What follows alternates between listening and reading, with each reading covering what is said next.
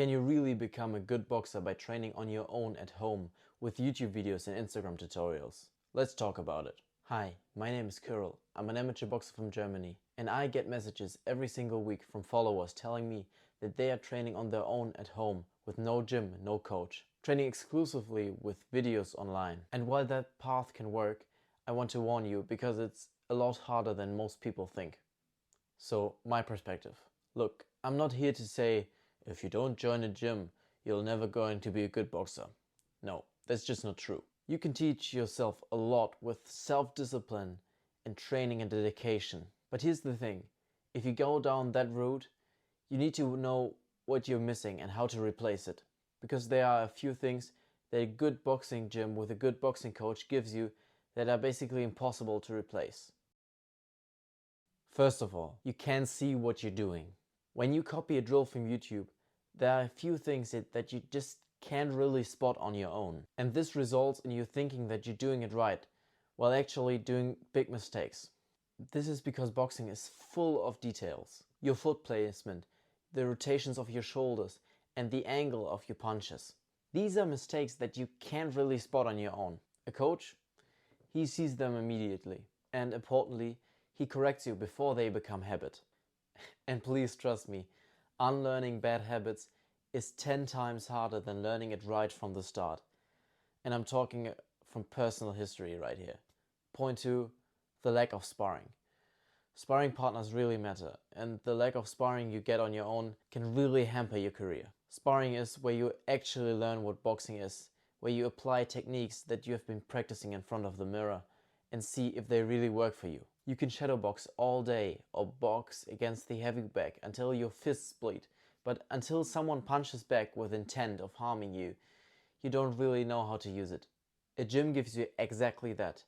Different partners, different styles, and different rhythms. At home, you can't simulate that. And without sparring, your development will always be a lot slower. Number 3, the power of the community. And this is a point that is often underestimated. There is really something about training with people who share your drive, who share your vision, and who feel the same about your craft. When the whole gym as one is sweating, grinding, and pushing forward, it grips you and it pulls you along. This is the moment where community really matters in a boxing gym. And if you're on your own, you can simulate that as well. If you train alone, motivation has to come from you alone. And let's be honest, this is way harder, especially on the long term. Sometimes the difference between quitting and just pushing through is just the sparring partner telling you, come on, one more round. And I think everybody who's training at a boxing gym can relate to that. We always have that one guy who pushes you just that little bit more. And these are the sessions where you actually make a lot of gains. Let's put this all into perspective. Now, I'm not saying home training is absolutely useless.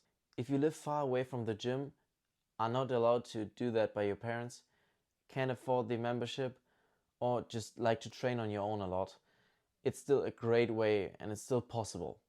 But if that's the case, you have to really double down on discipline. Believe me, what I'm about to tell you is really important. And I will give you some examples and tips that can help you with it. And with them, you will be able to go as close to the real boxing gym experience as you can get. First of all, record your sessions and analyze them. This is maybe the closest thing as you can get to a trainer or coach's eye. This is where you spot your own mistakes. Number 2, look for online communities, Discord servers with boxers where you can share your own sparring clips or send them to me, I will help you. This can get you the special extra perspective that you get from a coach or from a different sparring partner in a gym. And lastly, be brutally honest about your weaknesses to yourself. Don't lie to yourself. It will just complicate things way more and hurt you in the end. Because without a coach, the responsibility of being 100% focused on your training and pushing through it is fully on you. And there's no one who is going to carry you over the finish line. But especially this scenario can, for some people, create just the right environment for them to thrive. So don't let anybody tell you it's not for you.